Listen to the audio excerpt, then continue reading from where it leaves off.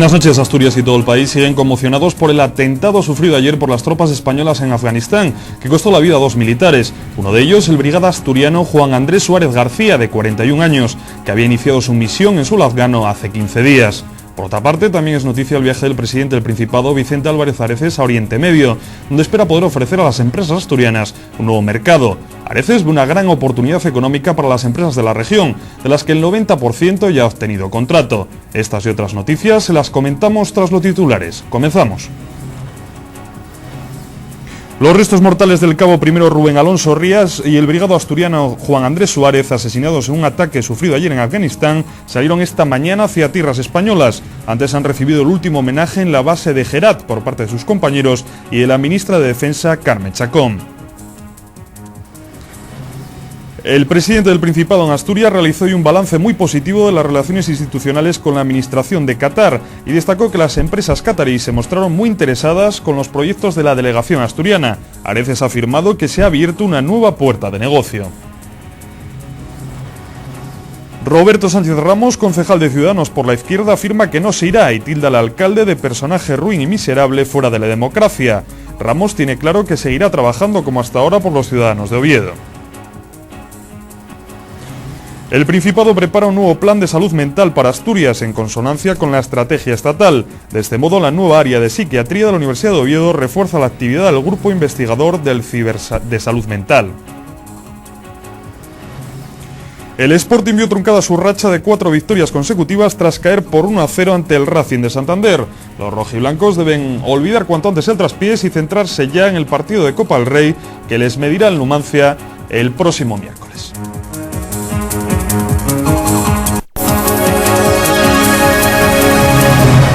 Abrimos la información el día de hoy con una de esas noticias que no nos gustaría dar. El atentado contra las tropas españolas en Afganistán, en el que murieron 2 militares españoles. Uno de ellos, el asturiano Juan Andrés Suárez García. El militar, natural de Mieres, aunque vecino de Gijón, encontró la muerte en su primera misión internacional, cuando apenas llevaba 15 días destinado en la base de Herat.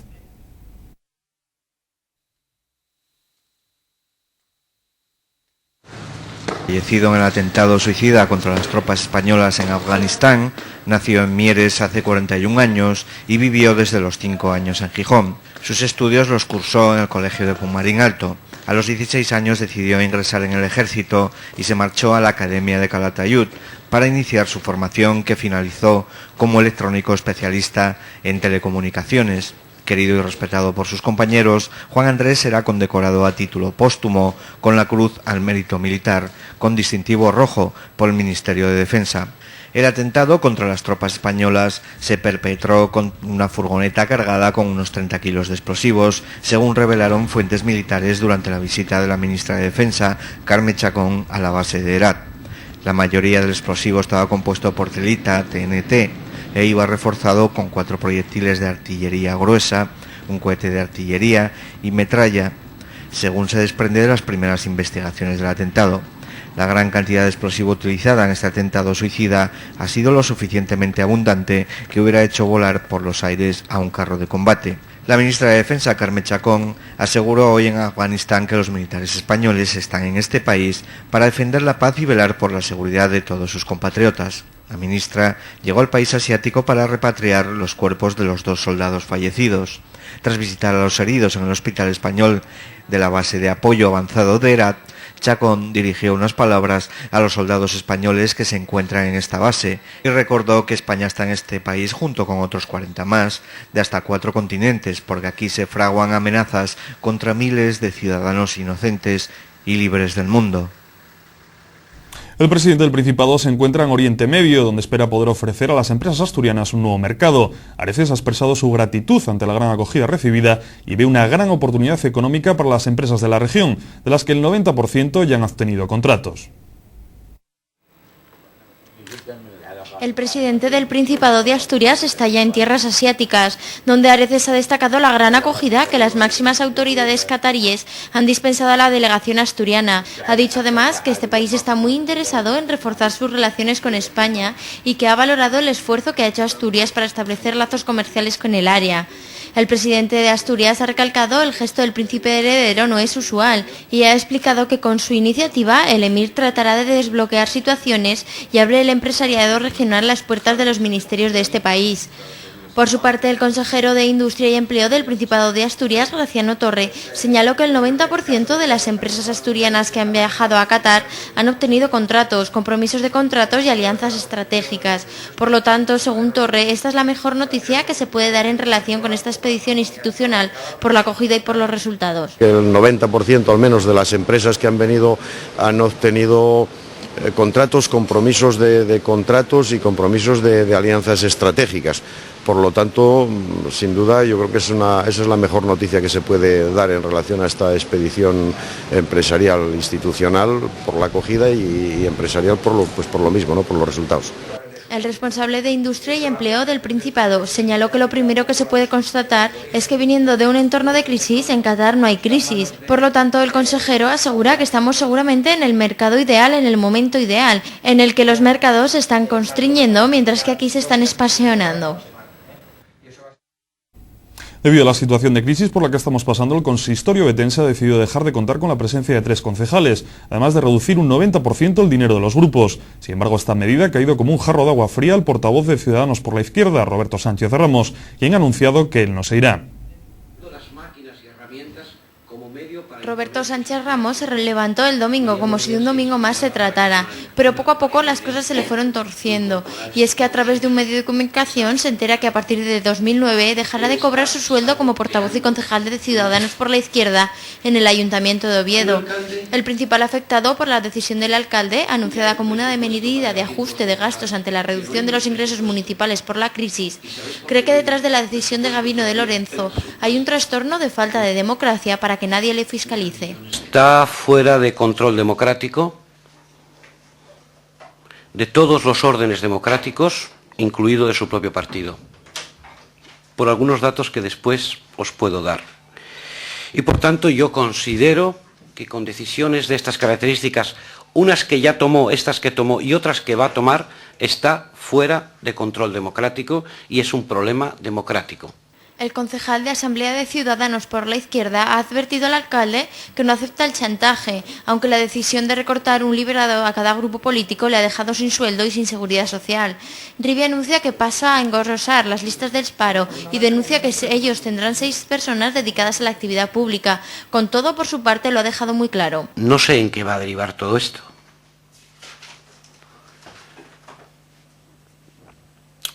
Pero lo que está claro es que yo no me voy a ir. El consejero de Salud, Ramón Quirós, anunció hoy que el gobierno asturiano prepara un nuevo plan de salud mental para Asturias, en consonancia con la estrategia estatal. Quirós realizó estas declaraciones en la presentación del Centro de Investigación Biomédica en Red del Área de Salud Mental, del que un grupo de investigadores asturianos formará parte. El Ejecutivo facilitará con este nuevo plan la vida autónoma en Asturias, lo que exige contar con equipos que trabajen directamente con la comunidad, un seguimiento muy activo de los enfermos, una atención especial a los pacientes con trastornos mentales severos y estancias de respiro para las familias. Estamos tratando de evaluar lo que es los servicios de salud mental en estos últimos años para darle un nuevo impulso en línea con la Estrategia Nacional de Salud Mental y generar un nuevo plan de salud mental para Asturias que mejore la atención. Yo creo que la investigación es el pilar que te va a permitir trasladar pues, a lo que es la práctica clínica los últimos avances científicos que se puedan ir pues, consiguiendo en esta materia tan importante, ¿no? En este sentido, el consejero calificó de muy buena noticia el desarrollo del Ciber de Salud Mental presentado esta mañana, en el que participa activamente el equipo investigador de la Universidad de Oviedo, dirigido por el catedrático de Psiquiatría Julio Bobes. El Ciber de Salud Mental lo constituyen 25 grupos investigadores más destacados del panorama nacional, ubicados en Cataluña, Andalucía, País Vasco, Comunidad Valenciana, Cantabria y Asturias. El director científico del Ciber, Celso Arango, destacó la presencia de la comunidad en Cibersam y señaló las líneas en las que va a trabajar este consorcio. Se va a trabajar principalmente en 5 áreas: en la esquizofrenia, en el trastorno bipolar, en la depresión, en la neurociencia translacional, y es grupos de investigación más básica de farmacología, genética, neuroimagen, bioquímica, aplicada a trastornos mentales, y por último un grupo que llamamos de otras patologías, donde están principalmente representados los trastornos mentales de la infancia y adolescencia y los trastornos de la tercera edad, la psicogeriatría. Según datos del Ministerio de Ciencia e Innovación, los trastornos mentales en su conjunto son la principal causa de discapacidad en el mundo. Se calcula que más de 5 millones de personas en España sufrirán alguno de estos trastornos a lo largo de su vida.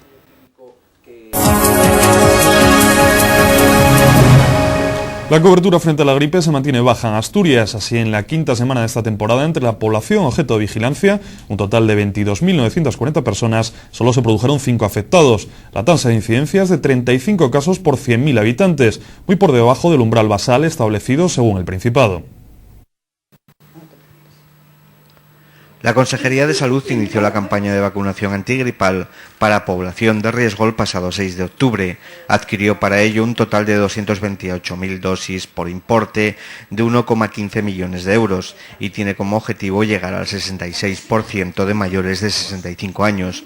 También impulsa la vacunación entre enfermos crónicos y sus familiares, así como entre el personal sociosanitario. En el periodo de vigilancia de la semana 44 del año 2008 se han obtenido datos de todas las áreas sanitarias, aunque la cobertura en esta semana continúa siendo baja, de un 53%.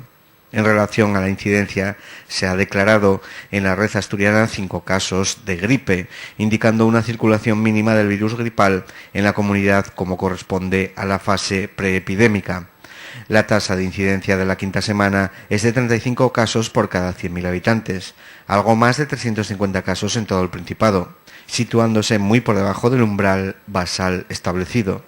Por áreas sanitarias, el 50% de los casos corresponden al área segunda, Cangas de Narcea, que alcanza la mayor tasa con 198 casos por cada 100.000 habitantes. En el cuadro clínico de los casos notificados, la presentación de la gripe es la habitual con fiebre elevada, malestar general, aparición súbita, artromialgias, escalofríos y tos. Asimismo, no se han registrado complicaciones al diagnóstico. En esta pasada semana la incidencia por sexo es ligeramente superior en hombres, aunque en el acumulado por sexos es algo superior en mujeres. Ninguno de los casos estaba vacunado, ni en esta temporada ni en la previa, y el 25% del acumulado de los casos en edad laboral fueron dados de baja. Air France comienza a operar hoy desde Asturias con 2 vuelos diarios con el aeropuerto Charles de Gaulle en París. De este modo, el aeropuerto Ranón estará conectado con 234 destinos vía la capital francesa. La compañía Gala realizará salidas por la mañana y al mediodía. Asturias es la tercera conexión de Air France en el norte de España, después de la experiencia de Vigo y Bilbao, que han comenzado, como en este caso, con 2 vuelos diarios y hoy tienen 4 y 5 respectivamente. Air France abrirá una oficina permanente en la terminal aérea asturiana con 2 personas para atender a los viajeros. Se ofrecen hasta 20 tarifas distintas, dependiendo de varios factores. El aeropuerto Charles de Gaulle, que es la base de operaciones de esta compañía, es uno de los de mayor tráfico de Europa, con 900 vuelos diarios y 23.700 conexiones al día, lo que permite conectar el vuelo asturiano con todos los países más importantes de cada continente. Las empresas asturianas que aplican políticas de alto rendimiento generan más valor y son más competentes. Así lo demuestra el estudio La política salarial y la gestión del capital humano en las empresas asturianas, presentado esta mañana por la Universidad de Oviedo y la Asociación Española de Dirección y Desarrollo de Personas. El objetivo de este estudio es el de conocer la situación actual en la que se desarrolla la política salarial y la gestión de capital humano de las empresas asturianas de los sectores industria y servicios. Para ello se han analizado 2.502 empresas radicadas en la región con más de 10 empleados. La parte más novedosa de este estudio es el análisis de las tipologías de la gestión de personal que se desprenden de los datos obtenidos de la muestra. Así se dividen las empresas en 2 grupos, las entidades que utilizan prácticas de alto rendimiento y las que utilizan prácticas administrativas de corte más tradicional. El director de este proyecto y profesor titular del Departamento de Administración de Empresas y Contabilidad de la Universidad de Oviedo, José Luis García Suárez, destaca de las conclusiones del proyecto la mayor rentabilidad y valor añadido de las empresas que utilizan prácticas de alto rendimiento y trabajan con mayores costes de personal. Lo que estamos viendo es que si bien las rentabilidades son similares, las potencialidades para mantenerse en los mercados y obtener unas mayores tasas de competitividad en el futuro son distintas, puesto que analizando cómo se obtiene esa rentabilidad vemos que unas actúan más por la vía de margen y otras por la vía de rotación.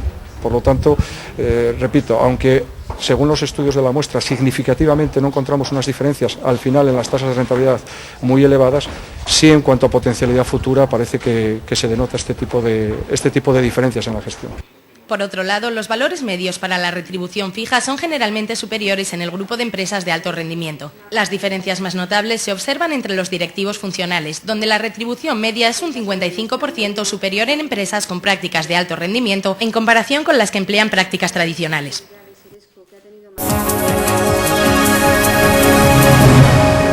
La falta de una garantía de calidad de vida pareja a la del resto de la sociedad, la actividad agrícola dificultosa, condicionada por la inclinación del terreno, la escasez de perspectivas de trabajo para los jóvenes, han hecho que los núcleos rurales de montaña vayan desapareciendo. Son muy pocos los que viven en esas zonas y el nivel de envejecimiento es altísimo. Con el objetivo de repoblar esas zonas y facilitar la vida a sus habitantes, nace Mover Montañas, una asociación que prepara su próximo congreso en Vegadeo. Mover Montañas es una asociación a nivel nacional que cuenta con 38 grupos repartidos por 14 comunidades autónomas. Su trabajo se centra en la ayuda y gestión a través de los fondos Líder Plus y Proder 2 de las zonas rurales de montaña. En 2004 comenzaron su andadura con la preocupación general de la deshumanización que se estaba produciendo en estas zonas, el alto índice de envejecimiento y de masculinidad de los habitantes que quedaban. Defienden la riqueza de las zonas, pero el escaso e incluso nulo capital humano para poder desarrollar dichas cualidades se lo impide. Con el fin de mostrar estos territorios, pero no desde una perspectiva sesgada, siempre desde una perspectiva humana, amplia, plural, es decir, no como espacios solamente naturales o no como espacios folclorizados, sino como unos territorios que quieren vivir en clave de coetaneidad, en clave de modernidad. Desde Mover Montañas apuestan por el desarrollo integral de estos espacios en términos de sostenibilidad y cohesión territorial. Es por ello y con el objetivo de encontrar las claves para continuar con ese desarrollo futuro y analizar los objetivos alcanzados, por lo que desde el miércoles en Vegadeo va a tener lugar un congreso en el que se debatirán acerca de las políticas de montaña actuales y las perspectivas de futuro de Mover Montañas. ¿Qué estrategias de futuro tenemos para con nuestros territorios? ¿Cómo queremos articular nuestros territorios? ¿Qué queremos hacer con ellos de cara a un futuro? Y más en este momento tan especial es lo que debatiremos más allá del propio, de los propios logros o de las propias acciones comunes que hemos tenido dentro de Mover Montaña. Lo adverso del clima y la difícil topografía han frenado el desarrollo de las montañas españolas, volviéndose la situación crítica desde mediados del siglo XX. Por ello, desde Mover Montañas quieren defender y apostar por repoblar estas zonas. Cada vez son más los niños que deben quedarse a comer en el centro escolar, incluso los que llevan ya a la hora del desayuno. Y es que en un intento de conciliar la vida familiar con la laboral, los padres ven en esta medida la mejor solución. La demanda de servicios en los comedores gestionados por el Ayuntamiento de Avilés ha aumentado un 23% durante los 2 últimos años, mientras que el curso 2005-2006 se prestaron poco más de 51.000 servicios. Durante el pasado curso la cifra subió hasta los 67.218. El programa de comedores escolares cuenta con 3 servicios básicos: desayunos, comidas y atención temprana. Este último se basa en la necesidad de muchos padres de dejar a sus hijos en el colegio antes del inicio del horario lectivo, pero con el desayuno ya realizado. Las demandas de este servicio han aumentado un 20%, cifras que certifican la popularidad que ha alcanzado el mismo. El servicio de comidas también ha experimentado un notable crecimiento desde su puesta en marcha. De las 42.000 comidas servidas el primer año de actividad del programa, se ha pasado a las más de 55.000 registradas el pasado curso. Los padres señalan la necesidad de contar con un servicio como el de atención temprana para poder conciliar su vida laboral y familiar, objetivo último de esta iniciativa, una necesidad que no entiende de zonas, razón que lleva a que este programa se haya extendido a la práctica totalidad de los colegios del concejo. Las ventas de turismo continúan cayendo en Asturias en picado desde el verano, como en el resto del país. Uno de los mayores indicadores del estado de salud de la economía es la matriculación de coches, que en Asturias cayó un 38% durante octubre, mes en el que la venta de vehículos industriales se redujo también un 53%, según los datos de Faconauto, la federación que agrupa los 3.000 concesionarios oficiales presentes en España. Las ventas de turismos continúan cayendo en Asturias en picado desde el verano, como en el resto del país. Uno de los mayores indicadores del estado de salud de la economía es la matriculación de coches, que en Asturias cayeron un 38% durante octubre, mes en el que la venta de vehículos industriales se redujo también en un 53%, según los datos de Faconauto, la federación que agrupa a los 3.000 concesionarios oficiales presentes en España. Las ventas de turismos siguen cayendo en Asturias en octubre en una proporción muy similar a los últimos meses de agosto o septiembre. En total se vendieron 219 vehículos industriales en el Principado, un 53% menos, mientras que las matriculaciones de turismos y todoterrenos registraron una caída del 38% el pasado mes de octubre, hasta situarse en 1.688 vehículos vendidos en Asturias. Esta caída es inferior al descenso del 40% registrado en el mercado español, en el que se contabilizaron un total de 77.458 vehículos matriculados. La caída del ramo industrial en Asturias es superior a la media del mercado español, en el que las matriculaciones de vehículos industriales sufrieron una caída del 50%, hasta situarse en 13.854 unidades vendidas. El Ayuntamiento de Oviedo ha puesto en funcionamiento 2 cámaras radar que han sido instaladas en la glorieta de la Cruz Roja y en la Plaza de Castilla de Oviedo. Su función consiste en captar a aquellos conductores imprudentes que se pasen el semáforo en rojo. Hasta la fecha, un total de 800 coches no han cumplido con esta obligatoriedad. Aún así, están en periodo de pruebas y comenzarán a sancionar en enero de 2009. El nuevo sistema de control de infracciones por paso de semáforo en rojo, de momento en periodo de pruebas, ha registrado 800 infractores en un mes, una cifra muy elevada teniendo en cuenta que solo se ha instalado el foto rojo, así se denomina el sistema, en 2 semáforos de la ciudad. El dispositivo comenzará a funcionar de forma reglada a partir de enero. Los enclaves elegidos por el área de seguridad ciudadana para instalar el sistema son las 2 entradas principales a la ciudad, la glorieta de Plaza de Castilla y la de la Cruz Roja. En la primera, el sistema de control de infracciones por paso de semáforo en rojo está instalado en la entrada a la ciudad desde la autovía, en el primer semáforo que encuentra al conductor. Lo mismo sucede en la glorieta de la Cruz Roja. El fotorrojo está instalado en el semáforo de entrada a la rotonda desde la autopista I. El sistema emplea un sensor láser y una cámara digital con capacidad para registrar movimiento en cada carril de tráfico de la intersección, permitiendo la captura simultánea de múltiples infractores y una determinación exacta de la posición y velocidad de cada vehículo bajo cualquier condición de tráfico. La elección de estos enclaves se debe a que son las 2 glorietas más complicadas de la ciudad, sobre todo la de la Plaza de Castilla, que es la única de la ciudad que incluye semáforos en su interior. El dispositivo fotorrojo cuenta también con un sistema de captura de imagen con lectura de matrícula que envía los registros a una base de datos, de manera que si la matrícula coincide con la de un vehículo robado, la policía local sabe que ese coche está en la ciudad.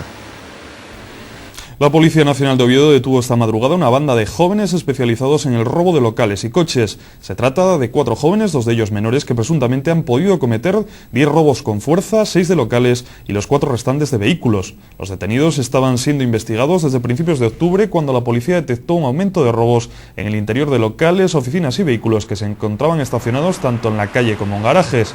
Los presuntos ladrones actuaban principalmente en los barrios de Ventanielles, Tenderina, Corredoria y Teatinos. Los jóvenes fueron detenidos cerca de una cafetería tras forzar la entrada de esta y la máquina tragaperras. Intentaron huir en un vehículo robado y al no arrancar cada uno emprendió la huida en diferentes direcciones, aunque finalmente varias dotaciones policiales detuvieron a los 4 sospechosos.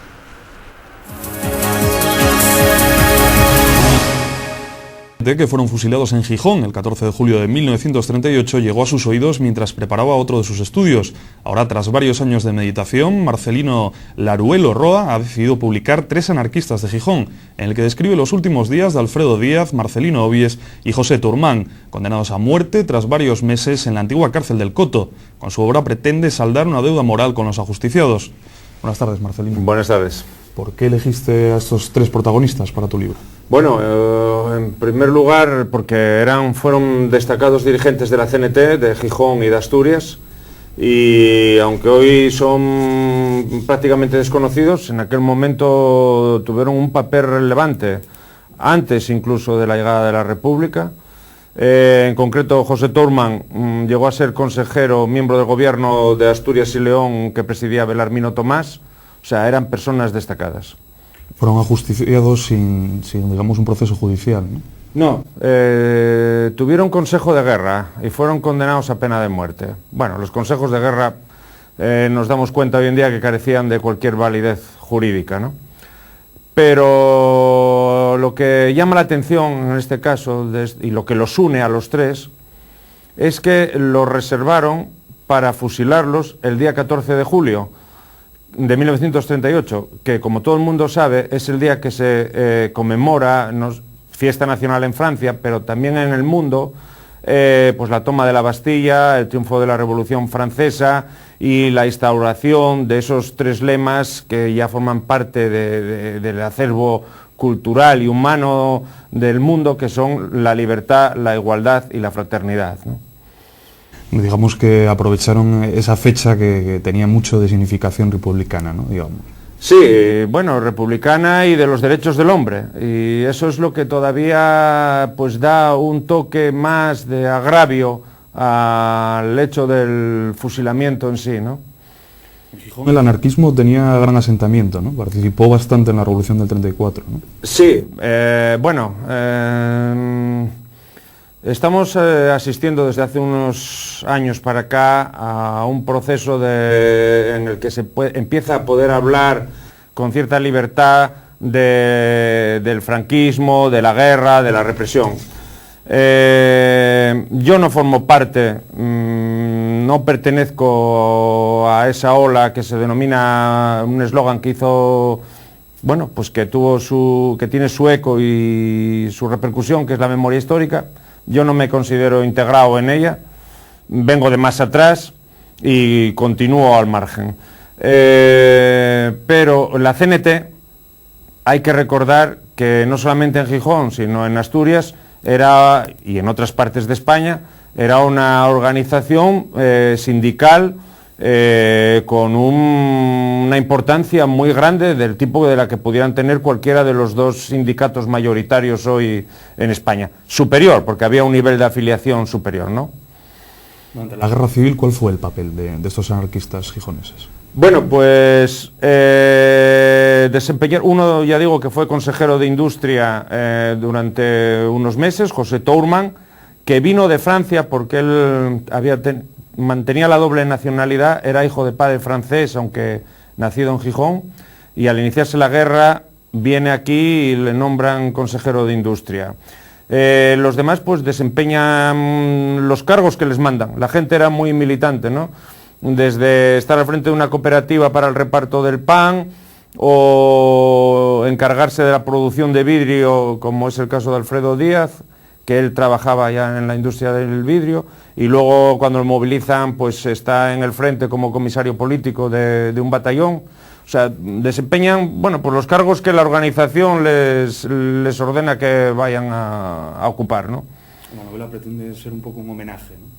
Sí, en cierta medida es un homenaje y es también un recuerdo, y es también una reivindicación de ellos personalmente y de la organización a la que pertenecían, ¿no? Es también una aportación a conocer esa historia de la cual hasta hace muy poco no se podía acceder a la documentación, a los archivos, y no estaba bien visto escribir sobre ella, ¿no? Después de la Guerra Civil parece que el anarquismo se diluye un tanto, ¿no? ¿Por qué? Sí, bueno, ahí entraríamos, yo no soy miembro de la CNT, ahí entraríamos en un proceso en el que todas las organizaciones, los sindicatos, es difícil que vivan en la clandestinidad, y hay otros, cuando se inicia, podemos decir, el proceso de reconstrucción de la clase obrera como organizada en los años 60 y 70, pues aparecen otras nuevas formas de organización, que son las asambleas de fábrica, las comisiones obreras, y después en Muerto Franco, en esos años, pues la CNT no llega a recuperar el papel que tuvo tan importante antes de la guerra, en cuanto que era un movimiento original del país, de España. Al contrario que los sindicatos socialdemócratas o comunistas tenían una relación con los de la misma ideología en el exterior, realmente el movimiento anarquista está implicado en la esencia de los trabajadores españoles, ¿no? Y bueno, ese papel que tuvo tan importante también queda hoy en día reflejado en que ellos fueron los avanzados de no solamente aspectos sindicales, sino de aspectos sociales, como podríamos decir hoy, una cosa que es tan evidente, las uniones libres, ¿no? Es decir, lo que hoy llamamos la pareja que convive sin haber pasado por el juzgado o por la iglesia. Ellos ya en aquella época, antes de la República o antes de la guerra, promovían esa unión libre entre el hombre y la mujer, ¿no? Que eran precursores en ese aspecto. Exactamente, porque quizás una de las facetas más importantes de la CNT y del anarquismo es esa aportación a la construcción de una nueva sociedad, ¿no? En la que, igual que he dicho esto, pues también se creaban cooperativas de consumo o escuelas neutras en las que no se daba religión a los alumnos ni ningún otro tipo de ideología. De ahí la palabra neutra, es decir, era un movimiento creador, ¿no? Marcelino, has dejado claro que separas tu libro de todo lo que está pasando con la ley de memoria histórica, con el caso del juez Garzón. ¿Qué opinas personalmente de todo ello? Bueno, no es que separe el libro, es que me separo yo, o sea, que es diferente. Yo soy el autor y yo me digo y me considero que estoy al margen de esto. Bueno, pues el mundo es así.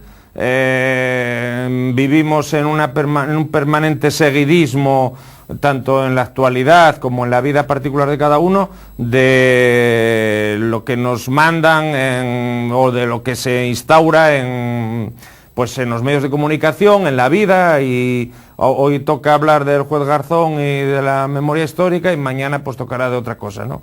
Entonces, bueno, supongo que hay muchísimas personas que piensan como yo, en el sentido de que no siguen ni esa moda ni otras, ¿no? No creo que me haya explicado muy bien, pero bueno, es lo que siento. Marcelino, este es ya tu cuarto libro, creo, todos alrededor de esas fechas de los años 30, de Guerra Civil, posguerra civil. Sí. Eres autor también de una página web, Asturias Republicana, que es uno de los mayores fondos de la primera mitad de ese siglo XX en Asturias. Sí. ¿Por qué ese tema? Bueno, ¿qué te atrae? Aunque parezca contradictorio, tengo que decir que no es lo que más me apasiona a mí personalmente. Yo tengo otras cosas que me interesan tanto más, como por ejemplo todo lo relacionado con la ecología y el medio ambiente,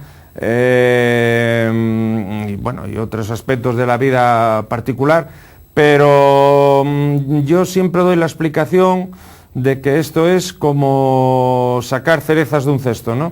Que uno quiere comer 4, pero salieron 6 y uno no acaba de librarse de... Un poco cuento en el libro esta historia, ¿no? De cómo van quedando flecos que permanentemente te vuelven a coger y te vuelven a sujetar y te obligan a volver sobre ellos, ¿no? Porque, porque uno va acumulando documentación. La página web de Asturias Republicana precisamente surge porque yo tenía un volumen de documentación bastante grande y era una lástima que quedara en carpetas en casa, ¿no? Cuando hoy Internet es una de las grandes ventajas, que es poder poner libre y gratuitamente esta documentación, que yo, como otros millones, o sea, Internet lo hacemos las personas, y ponerlo a disposición de esas mismas personas allá donde estén.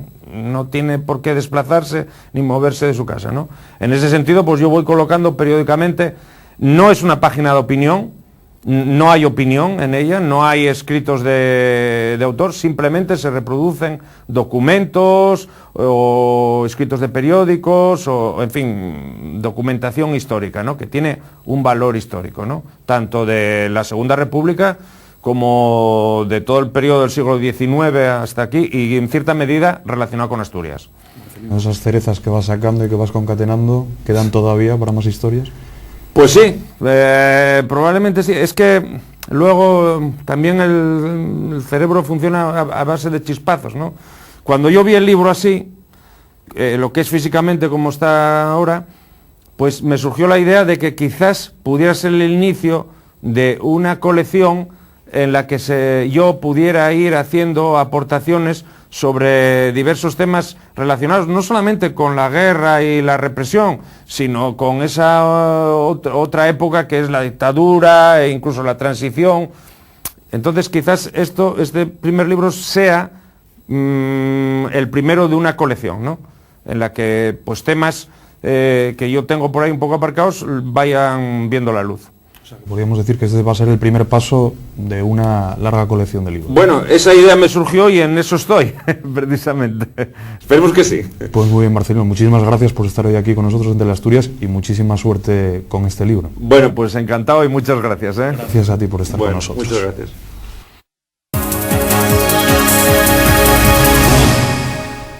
El Centro Municipal Ateneo La Calzada acoge hasta el 29 de noviembre la exposición Nuevos y Viejos Vecinos. Se trata de una muestra fotográfica compuesta por obras de 6 artistas locales que aportan su perspectiva del barrio de La Calzada y de sus vecinos. La obra pretende ser el espejo de la realidad social de este barrio gijonés, con una especial atención a la impronta que ha tenido históricamente la inmigración en esta zona de la ciudad. Respecto a la visión de cada uno de los artistas, Pedro Timón optó por la imagen de un emigrante rellena de fotos de gente del barrio. Carlos García se hace eco de las calles de La Calzada. Javier Ávila eligió los edificios nuevos y viejos del barrio. El fotógrafo Daniel Ordóñez expone imágenes de vecinos. Palmira Escobar elaboró un collage de 12 fotografías que crean una imagen y Teo Hernando optó por cajas de luz con fotos y espacios del barrio. La iniciativa de la Fundación Municipal de Cultura pretende además que los vecinos de Gijón participen en esta muestra. Para ello se incluye la página web www.lacostelera.com, en la que los vecinos pueden dejar historias personales relacionadas con el barrio.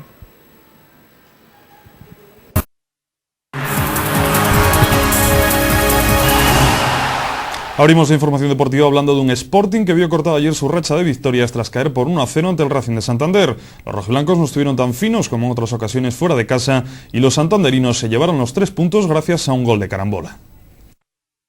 Tras la derrota ante Rascántabras, el Sporting se entrenó esta mañana. El equipo rojiblanco cambia el chip para pensar ahora en la Copa del Rey, donde previsiblemente Preciado introducirá, al igual que hizo en la ida, muchas novedades en la alineación. El técnico cántabro analizaba ayer tras el encuentro el porqué del resultado y señalaba que no habían sido los mismos que en otras ocasiones fuera de casa. Al equipo le faltó cierta frescura. No hemos estado con ese punto de frescura que el equipo suele tener normalmente. Estábamos dábamos la impresión de estar cansados. Y bueno, pese a que hemos estado bien ordenados, bien colocados, pero sí, nos ha faltado ese algo más, ¿no? Es algo más que nos ha costado el partido, aunque bueno, la jugada del gol es un autogol prácticamente y estaba bastante claro que el que marcaba tenía muchísimas opciones de llevárselo, ¿no? Y bueno, ha sido el Racing y se acabó. Manuel Preciado apuntó también que el Racing había rayado a gran altura en todas sus líneas y quizás fue más mérito de los de Muñiz que de mérito propio el ver truncada la racha de victorias. Creo que ha sido más mérito del Racing que de mérito nuestro, ¿no? Que siempre se mezcla todo. Yo creo que ellos han estado muy sobrios, han defendido sus 4 defensas y sus 2 pivotes fenomenal y nos han dejado generar poquitas. Ellos tampoco han hecho demasiado en ataque, pero mira, el gol de Chitel les ha valido el partido, ¿no? A las sobrecargas musculares que se trajo Diego Castro se sumaron las que también padece Gerard. Por su parte, los servicios médicos tuvieron que atender a Bilic. El delantero croata se dolió de una fuerte contusión en el ligamento lateral interno de su rodilla izquierda. Los 3 estarán a disposición el miércoles. Otra cosa será los descansos que reparta el entrenador, en la opción que manejó en la ida de dar más minutos en Copa a aquellos que menos disfrutaron en la Liga hasta ahora. El Oviedo logró su 9ª victoria consecutiva esta temporada al imponerse por 5-1 al Mosconia y deja el récord de imbatibilidad en 751 minutos, ya que los 44 minutos de encuentro Jito lograba batir a Olestia. Los de Raúl volvieron a mostrar solvencia en el juego, aunque no fue hasta el segundo tiempo cuando se sentenció el encuentro. El Oviedo se adelantó tras una mala cesión de Oli a Dani, que acabó recuperando Jorge Rodríguez para que Ales marcara el primero de sus 2 tantos. Fue entonces cuando emergió la figura de Dani, que realizó una serie de paradas que resultaron decisivas. Al borde del descanso, un buen pase de Pantín lo aprovechó Jito para acabar con 751 minutos de imbatibilidad de Aulestia. Tras el descanso, Raúl dio entrada a Curro en sustitución del juvenil Pelayo y el extremeño facilitó con sus buenos desplazamientos en largo que el Oviedo pasará a dominar por completo el partido. En el minuto 50 Ales anotó su segundo tanto de la tarde al cabecear un medido centro de Armando Invernón desde la banda izquierda. Más tarde sería Cervero el que recogería un remate de Jorge Rodríguez para batir a Dani con un potente disparo desde el interior del área. Después Jaime consiguió el cuarto con un espectacular disparo desde la frontal del área a la escuadra izquierda de la portería moscona. Y en el minuto 79 Jorge Rodríguez pondría la guinda con un bonito gol. El de Torrelavega se deshizo de un rival en el interior del área con un sombrero de lujo y batió a Dani con un derechazo.